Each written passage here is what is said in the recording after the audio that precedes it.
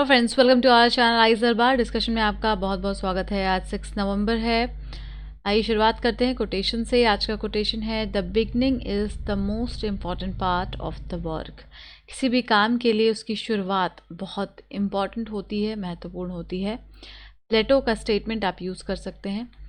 और आज देखते हैं आर्टिकल में हम 2 आर्टिकल डिस्कस करेंगे जो बहुत इंपॉर्टेंट है। एक तो वुमेन के ऊपर है और दूसरा हेल्थ इश्यूज़ को लेकर के कोविड के समय में जो कंसर्न है, that we are going to discuss today. First article है on gender equity press reset. तो इसको हम लोग कई जगह पर ऐड कर सकते हैं सिलेबस में। एक तो जी पेपर 1 में आ जाता है जहाँ पे हम वुमेन के रोल की बात करते हैं। उसके बाद GS पेपर 2 में हम रख सकते हैं सोशल जस्टिस में, जब वल्नरेबल सेक्शन का जिक्र होता है।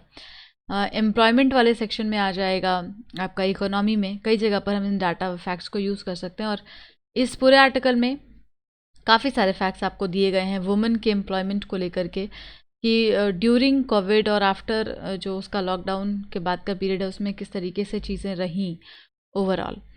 सो देखिए, लेबर फोर्स पार्टिसिपेशन को लेकर के अलग अलग रिपोर्ट्स हैं और रिपोर्ट्स में काफ़ी ज़्यादा कंसर्न्स भी दिखाए गए हैं।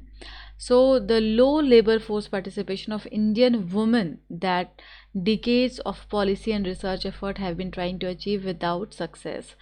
Women का participation वर्कफोर्स में ये बहुत इम्पॉर्टेंट है और ये कम हो रहा है लगातार। अगर हम लोग कंपेरेटिव एनालिसिस भी करते हैं रूरल एरिया में, अगर देखते हैं, जैसे हमने कई रिपोर्ट्स में देखा है, PLFS की रिपोर्ट आई है उसमें देखा है, तो जो वुमेन का पार्टिसिपेशन है वो कम हुआ है लेबर फोर्स पार्टिसिपेशन में। और ऐसा क्यों है, ठीक है।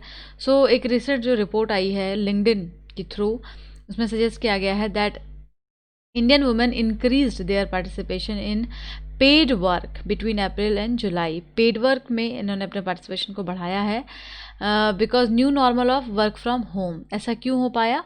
क्योंकि ज़्यादातर लोग अभी वर्क फ्रॉम होम हो गए हैं, तो वर्क फ्रॉम होम में वुमेन ज़्यादा कंफर्टेबल हैं काम करने में, और इसलिए अब उनको employment responsibilities and domestic responsibilities दोनों तरीके से दी गई हैं। तो इसलिए अब जो थोड़ा पेड पार्टिसिपेशन है वो बढ़ा है। So this sounded hopeful because women's ability in to work outside the home is critical, right.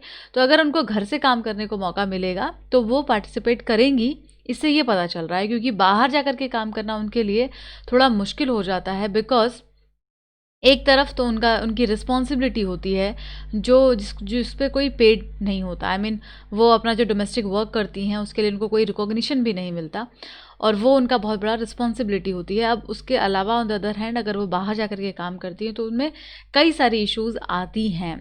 So labour force participation की अगर हम बात करें तो वुमेन का जो LFP है वो इंक्रीज़ हुआ है when the time cost of domestic और unpaid care work is reduced, ठीक है। तो जब लेबर फोर्स पार्टिसिपेशन वुमेन का बढ़ेगा तो जाहिर तौर पर ये जो अनपेड केयर वर्क वो करती हैं वो कम होगा। Shared more equally with main. अब हम जब बात करते हैं एम्पावरमेंट की, जब हम बात करेंगे जेंडर इक्वलिटी की, तो वो इंश्योर होगी क्योंकि वो मेन के कंपेरेटिव आ जाएंगी। और made more compatible with the market work, ठीक है ना। तो अगर उनको हम लोग जो अनपेड वर्क है, जो उनका डोमेस्टिक वर्क है, उससे हटा करके पेड वर्क में लगा देते हैं, उनका जो लेबर फोर्स पार्टिसिपेशन है उसको बढ़ा देते हैं, तो इससे क्या होगा, उससे जेंडर इक्वलिटी आएगी, ज़्यादा इक्वलिटी आएगी, मार्केट के साथ कंपेटेबल हो पाएंगे, और ये इम्पॉर्टेंट चेंजेस हैं जो हैं सोसाइटी में वो हम इंश्योर कर सकते हैं। History tells us that the climates events like war और pandemics have the potential to shift pre-established labor market pattern and norms।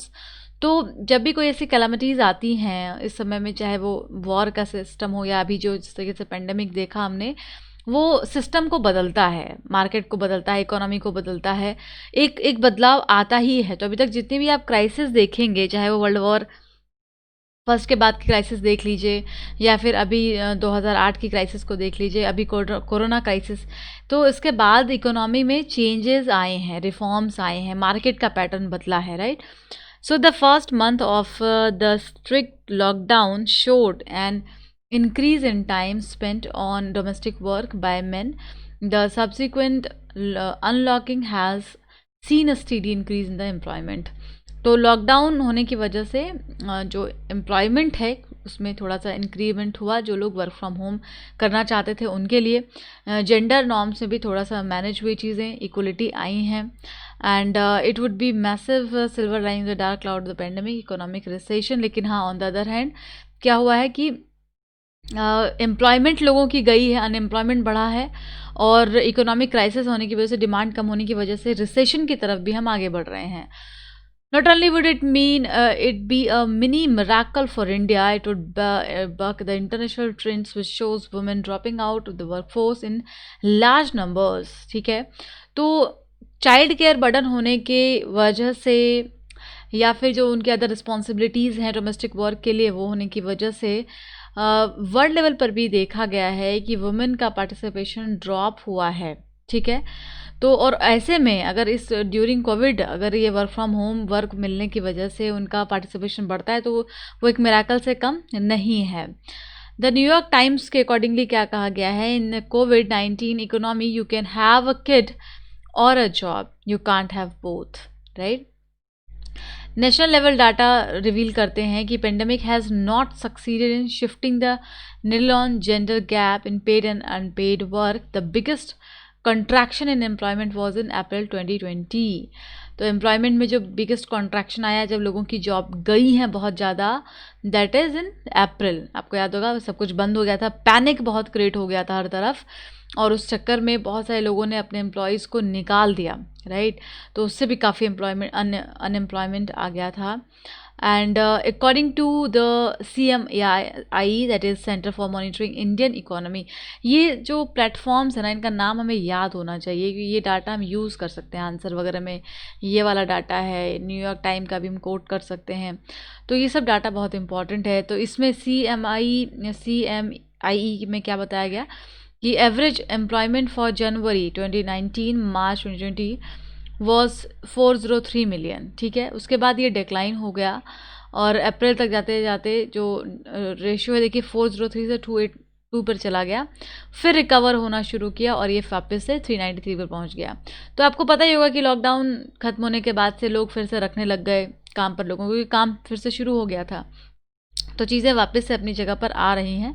And इसमें मैन वुमेन का जो पार्टिसिपेशन है वो भी हमें पता होना चाहिए कि कितने मेल एम्प्लॉयज़ हैं, कितनी फीमेल एम्प्लॉयज़ हैं, और कितना बढ़ा है एवरेज, ये सब भी हमें थोड़ा सा क्लियर होना चाहिए।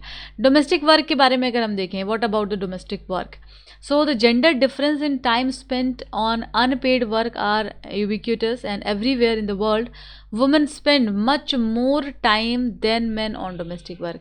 ऐसा नहीं कि सिर्फ इंडिया में, बाकी जगह पर भी वुमेन का ज़्यादा रोल रहता है डोमेस्टिक वर्क्स में कंपेरेटिव मैन, और इंक्लूडिंग चाइल्ड केयर भी रिस्पॉन्सिबिलिटी जो है वो माँ की और मदर की समझी जाती है, तो फीमेल के ऊपर इसका बर्डन भी होता है। But India has among the most unequal gender division. India में थोड़ी ज़्यादा ही अनईक्वल डिवीजन, क्योंकि अगर आपको पूरा पैटर्न हमारे यहाँ का पता हो तो यहाँ पर वुमेन ही स्पेसिफिकली काम करेंगी, राइट, घर का। मतलब यहाँ पे तो स्थिति ये है कि अगर हम 5-6% को छोड़ दें, भारत में 5-6% लोगों को छोड़ दिया जाए, तो बाकी की 95% आबादी जो हैं वो इस सोच में जीती हैं that men are even not allowed to do the house hold works. Can you imagine that they are not allowed if he और wants to do that, but जो उनकी सोसाइटी है, जो उनका कल्चर है, जो उनकी फैमिली है, उनमें ये अलाउ नहीं किया जाता कि जो उनके घर के लड़के हैं या मेल पर्सन हैं वो कोई भी हाउस होल्ड वर्क में, डोमेस्टिक वर्क में पार्टिसिपेट करें। तो ये यहाँ की एक जो माइंडसेट है, इसकी वजह से India most unequal gender divisions में से एक हो गया है। ठीक है, so women spend between 5 to 10 times more time to the housework compared to the men, and the first month of strict lockdown was marked by the absence of domestic helper, integral of the lifestyle and large number of Indian families, and anecdotal accounts suggest that the men stepped up their contribution in the household in extraordinary situation। लेकिन lockdown के समय में चीज़ें थोड़ी सी change हुई, क्योंकि obviously कोई domestic helpers नहीं थे और सब कुछ बंद था, सब लोग अपने अपने घरों में थे, तो यहाँ पे एक्स्ट्राऑर्डिनरी सिचुएशन में कंट्रीब्यूशन मैन का बढ़ता है, ये भी अकाउंट किया गया. So did the pattern persist with the unlockdown as domestic helper return to the work, man return to their paid jobs. तो क्या ये जो पैटर्न अभी इस एक्स्ट्रा ऑर्डिनरी सिचुएशन में देखा गया ड्यूरिंग कोविड, आफ्टर दैट भी क्या ये जब लॉकडाउन ख़त्म होगा, जब वापस से जो डोमेस्टिक हेल्पर्स अपने काम पर आ गई हैं, लोगों को पेड जॉब्स मिल चुकी हैं, क्या फिर भी ये पैटर्न चलेगा? तो ये अपने आप में बहुत बड़ा सवाल है कि जो बदलाव हम करते हैं, क्या हम उस बदलाव के साथ आगे भी चल पाते हैं या वो बस कुछ समय के लिए होता है? तो आंसर आपको पता होगा कि ज़्यादातर जगह पर वो कुछ समय के लिए होता है, वो सिर्फ टाइम स्पेसिफिक होता है, एक्स्ट्रा ऑर्डिनरी कंडीशन में होता है. तो my estimate reveals that the men's time spent on house hold work down from April high. तो अब इन्होंने भी खुद ही बता दिया कि बाद में जो उनका पार्टिसिपेशन है वो घटने लग गया और चीज़ें वापस से वहीं चली गई. और the good news is that the man did not relapse completely into their pre lockdown habits. हाँ, ये अच्छी बात है कि अब इवन लोगों को पेड जॉब मिलने के बाद भी डोमेस्टिक वर्कर्स भी अपने जगह पर वापस चले गए हैं, काम पर वापस गए हैं. इसके बाद भी लोग अपनी प्री लॉकडाउन वाली हैबिट्स पर अभी नहीं गए हैं. They are still trying to change their mindset, and despite the presence of two strong preconditions of women's participation in paid work, falling fertility and rapidly rising female education level. ध्यान दीजिएगा, ये बहुत important fact है जो आपको यहाँ पे पता होना चाहिए. ठीक है, so this is very important fact कि वुमेन का जो पार्टिसिपेशन है वो कैसे बढ़ेगा पेड वर्क में. इसमें दो इम्पॉर्टेंट प्री कंडीशंस मैटर करते हैं. That pre conditions for women's participation paid work, falling fertility and rapidly rising female education. दो प्री कंडीशंस क्या है? एक तो फर्टिलिटी का कम होना, ठीक है ना, मतलब पहले क्या फर्टिलिटी ज़्यादा थी, अगर आपने न्यूज़ सुना होगा तो फर्टिलिटी जो लेवल है वो कम हो गया है भारत में भी.